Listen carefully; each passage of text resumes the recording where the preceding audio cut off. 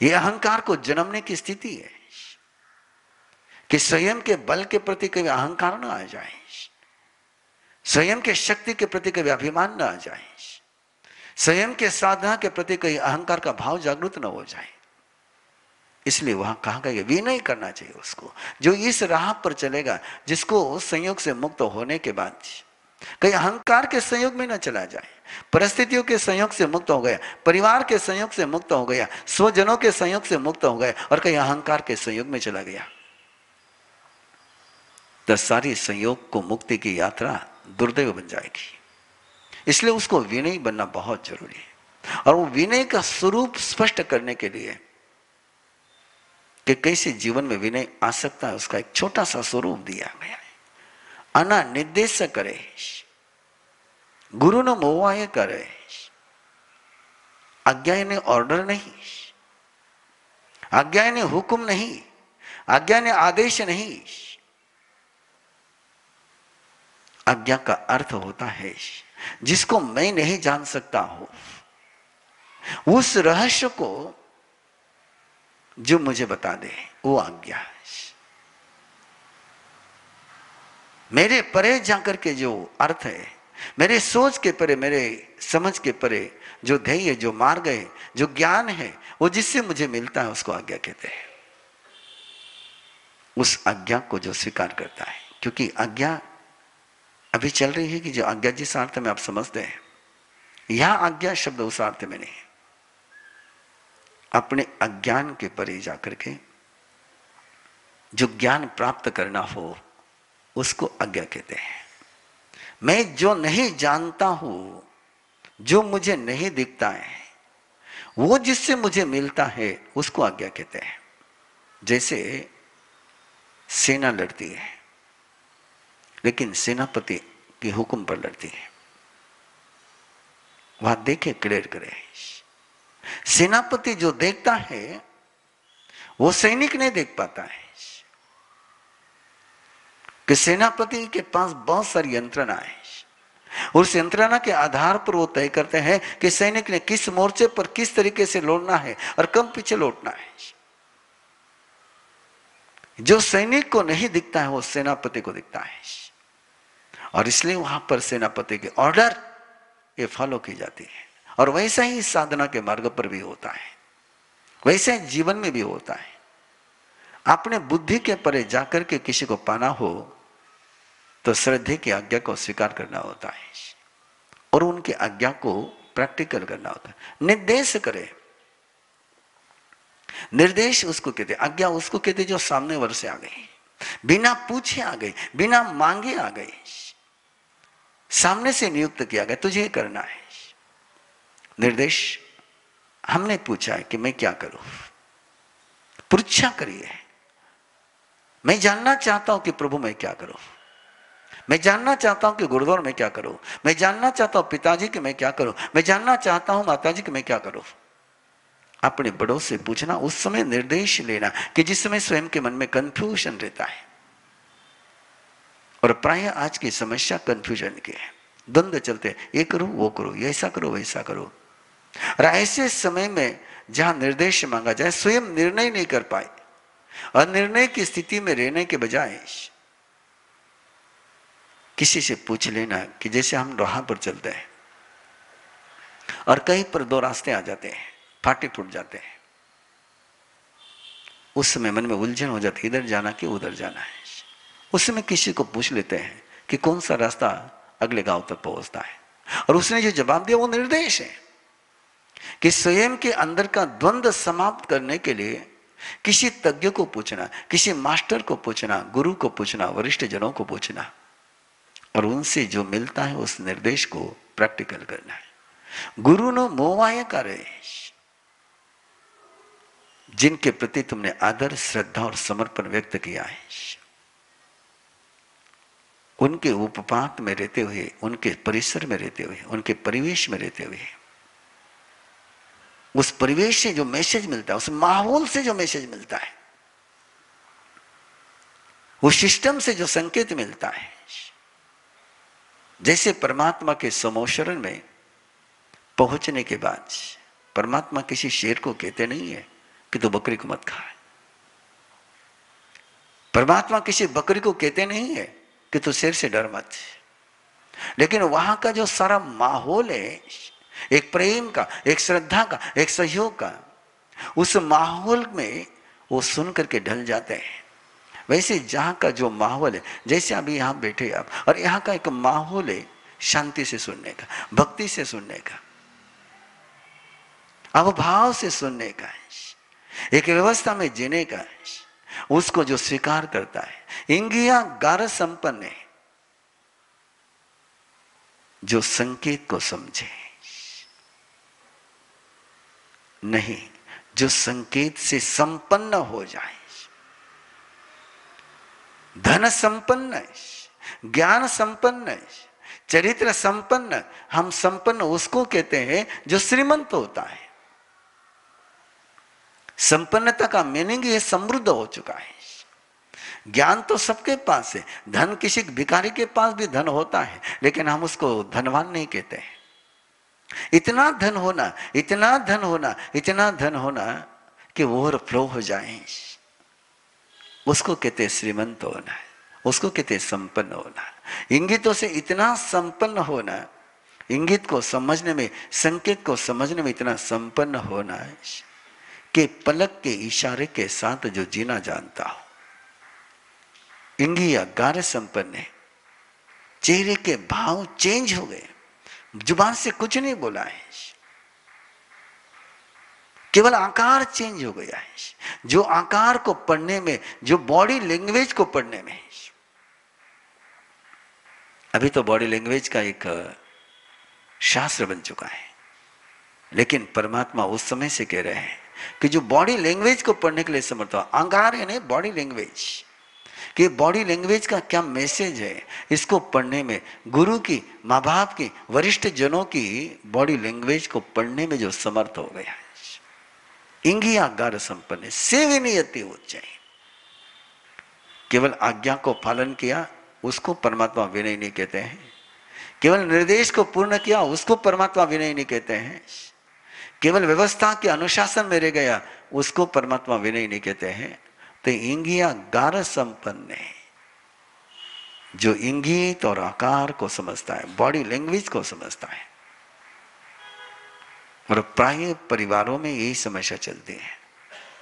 प्राय बहू हो के बेटा हो के कहते कि जैसा तुमने कहा वैसा मैंने कर लिया ना, लेकिन उस समय यदि अपने बड़ों की बॉडी लैंग्वेज समझ पाए और बॉडी लैंग्वेज को समझ करके जी पाए,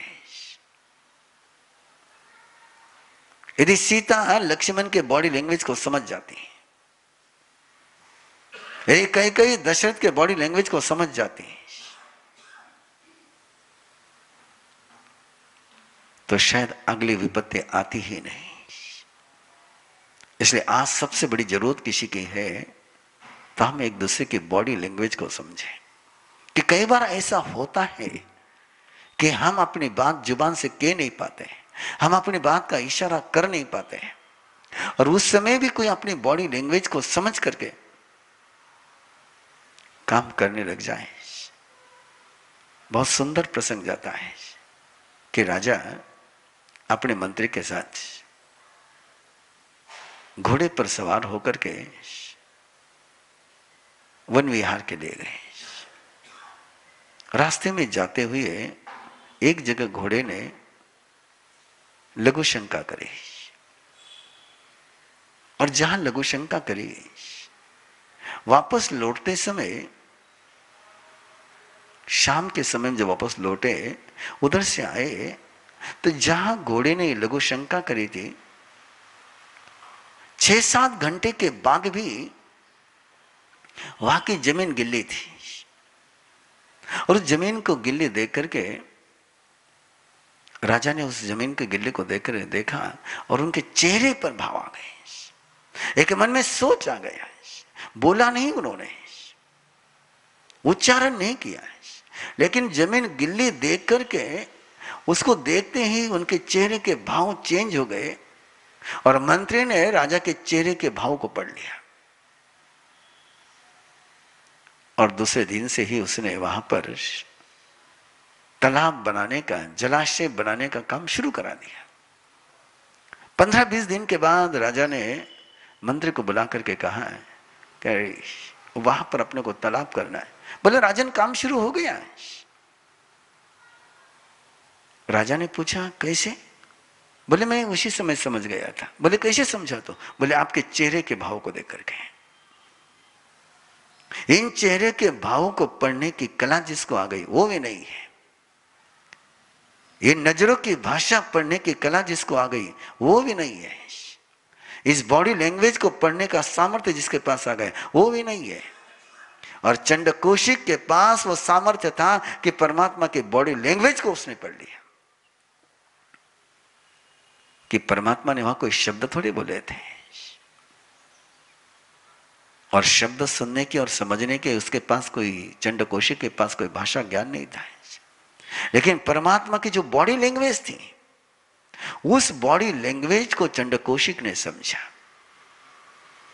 और ध्यान में रखना है, भाषा समझने के लिए भाषा ज्ञान लगता है, लेकिन बॉडी लैंग्वेज समझने के लिए केवल विवेक लगता है। और ये बॉडी लैंग्वेज समझने का सामर्थ्य जिसके पास आ गया वो भी नहीं है। और ये जिसके पास नहीं है वो क्या बन जाता है? वो न आज्ञा को ग्रहण कर पाता है, न निर्देश, यानी कभी आज्ञा न अनिर्देश करे, वो पूछता ही नहीं है, वो अपना मनमाना करते रहता है। और निर्देश અને पृच्छा ही नहीं करी। जहां उसके मन में द्वंद्व आ गया, कंफ्यूजन आ गया, वहां पूछ लेना चाहिए, लेकिन पूछता नहीं, बिना पूछे ही कर लेता है।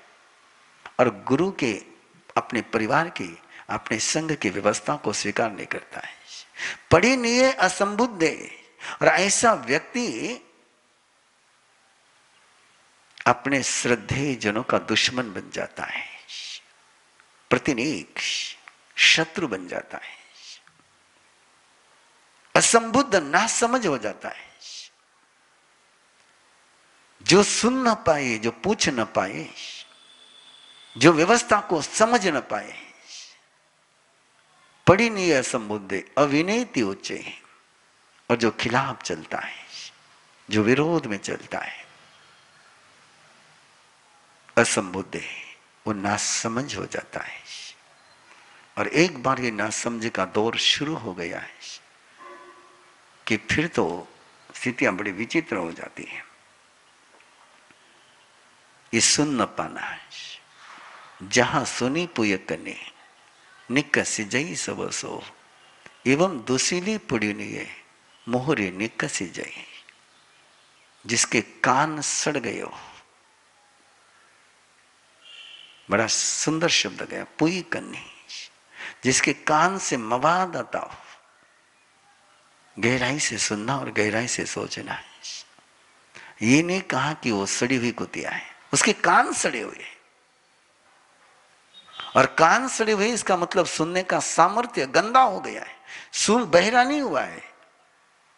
बहरा हो जाए तो दुर्भाग्य नहीं है,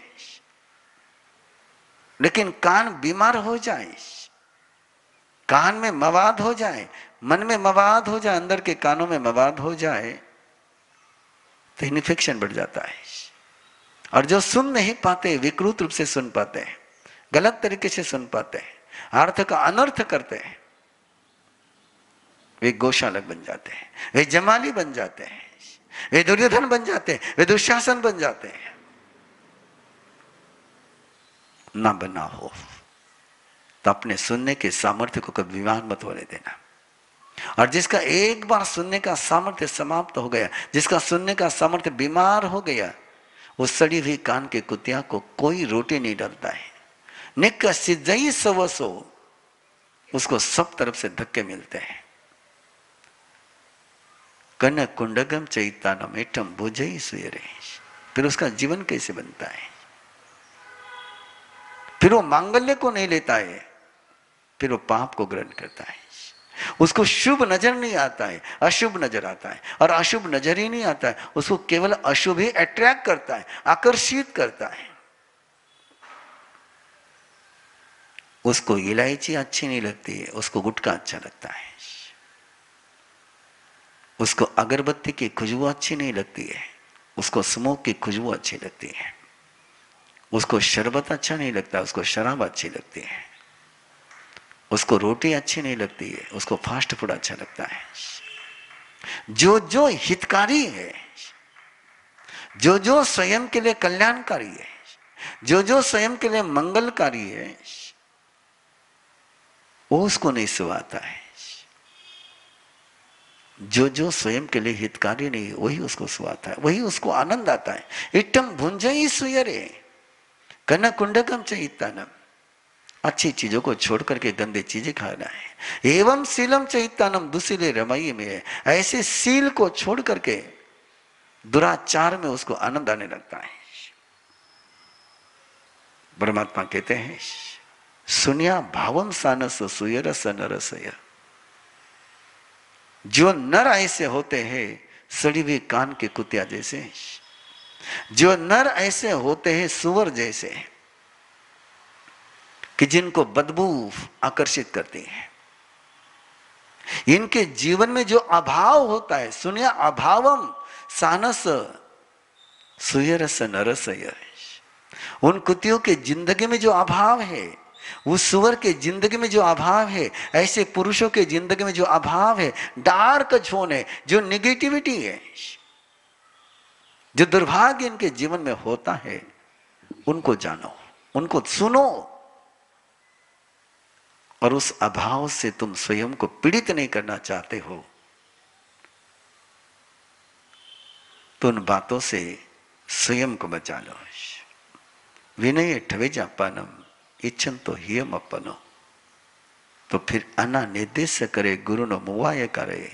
इंगिया गारा संपन्न, इसमें स्वयं को स्थापित कर दो, यहां स्वयं की स्थापना कर दो। ठवे जापानम, वहां पर स्वयं को, स्वयं की आत्मा को आज्ञा में स्थापित करो, निर्देश में स्थापित करो, गुरु की व्यवस्था में, परिवार की व्यवस्था में स्थापित करो।